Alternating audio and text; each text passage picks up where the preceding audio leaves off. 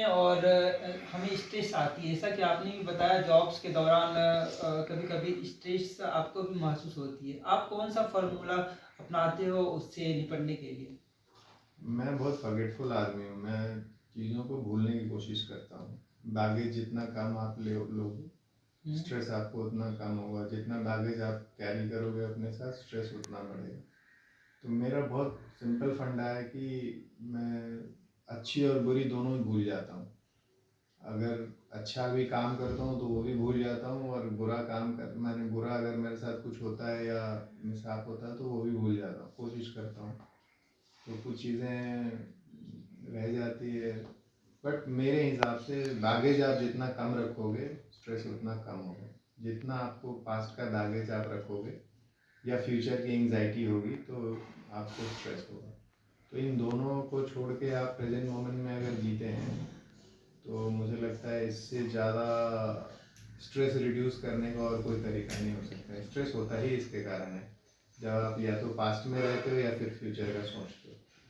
तो पास्ट में जो है उस पर कुछ कर नहीं सकते हो, तो वो स्ट्रेस देता है। और फ्यूचर में जो है अभी आप उसके लिए परेशान होते हो तो वो आपको स्ट्रेस देता है।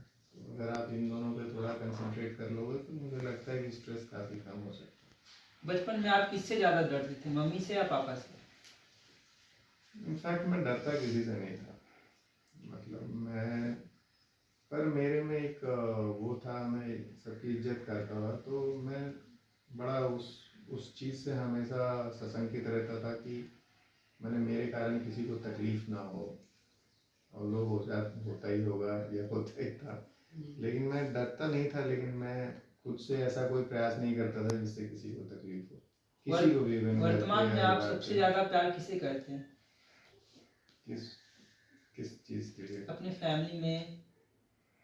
नहीं, ये एक रिलेटिव है, ऐसा रिलेटिव टर्म है। इसमें किसको ज़्यादा किसको कम ऐसा नहीं, पर मैं कोशिश करता हूँ कि मेरे परिवार के सब लोग अच्छे रहें और सब स्वस्थ रहें, सब हेल्दी रहें, किसी को कोई कठिनाई ना हो, परेशानी ना हो। सर एक तो पॉपुलर क्वेश्चन है, अभी के समय में ज़्यादातर स्टूडेंट जो है प्लान ए और प्लान बी को लेके चलते हैं, तो क्या आप उस समय आप भी ये चीज़ फॉलो करते थे? ओबियसली सबको लेके चलना चाहिए, क्योंकि जब आप यूपीएससी जैसे एग्ज़ाम के लिए बैठते हो तो माने बहुत 50-50 का रहता है। आप क्वालिफाई कर भी सकते हो और नहीं भी कर सकते हो। आप जब यूपीएससी एग्ज़ाम का पैटर्न देखोगे तो आप, अगर आपका नहीं होता तो फिर आपको स्क्रैच से शुरू करना पड़ता है, फिर प्रीलिम्स, फिर मेंस, फिर इंटरव्यू। तो अगर वो प्राइम टाइम रहता है आपका यूथ का 4 साल, जो जिसमें आपको नौकरी भी पानी है, आपको अपना करियर शेप करना है, तो अगर आपके पास कोई प्लान बी नहीं होगा तो दिक्कत हो सकती है। मैं तो रखता था हमेशा, प्लान बी हमारा रहता था। जैसे मैं यूपीएससी तैयारी करता था, लेकिन स्टेट सर्विसेज इनिशियली जैसे पहले साल या 2 साल मेरे दिमाग में नहीं था, मुझे लगता था कि मैं निकाल लूँगा यूपीएससी। लेकिन जैसे यूपीएससी का मैं उतना ठिकाना नहीं लग रहा था, तो मैंने तुरंत प्लान बी अपना शेप किया और स्टेट सर्विसेज की तरफ बढ़ गया।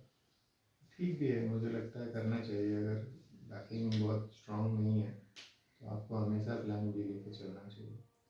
आपको इस मुकाम तक पहुंचने में आपकी वाइफ का कितना योगदान रहा? हाँ, वाइफ का बहुत योगदान है। वाइफ का योगदान इसलिए है कि मुझे बहुत हसल फ्री एनवायरनमेंट मिलता है। अगर मेरा स्ट्रेस नहीं है तो उसका भी रीज़न वो रहता है। तो मोर और लेस काफ़ी सपोर्टिव रही है लाइफ में। हमने जाना आपने बहुत ही संघर्षशील तरीके से अपने मुकाम तक पहुँचे, जैसा कि आपने 4th अटेम्प्ट तक ट्राई किया यूपीएससी, फिर आपने पीसीएस एग्ज़ाम चुना। परंतु आज के युवा 1 या 2 अटेम्प्ट में ही हार मान जाते हैं, टूट जाते हैं। आप उन्हें क्या संदेश देना चाहेंगे?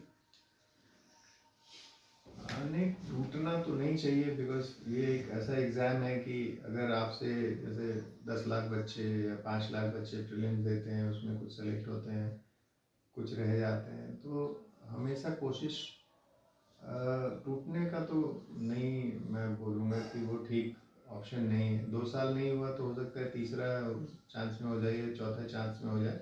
लेकिन अगर 2 साल नहीं होता है तो आपको अपना प्लान बी भी एक रेडी करके रखना चाहिए। पूरा फोकस्ड होकर कर रहे हो, तो यदि 2 साल आपका मैंने वो यूपीएससी में कुछ नहीं हो पाता है उतना पॉजिटिव, तो 2 साल के बाद एक आपको प्लान बी लेके करना चाहिए। हतोत्साहित होने से तो कोई, नहीं। सक्सेस तो एक ऐसा चीज़ है जो आपको कभी भी मिल सकता है। Keep on trying. जैसा कहते हैं ना कि जैसे एक पत्थर को तोड़ने के लिए आप 200 हथौड़ी मारनी है, तो 199 हथौड़ी तक भी ये नहीं पता रहता था कि 200वां हथौड़ी मारने से ये पत्थर टूट जाएगा।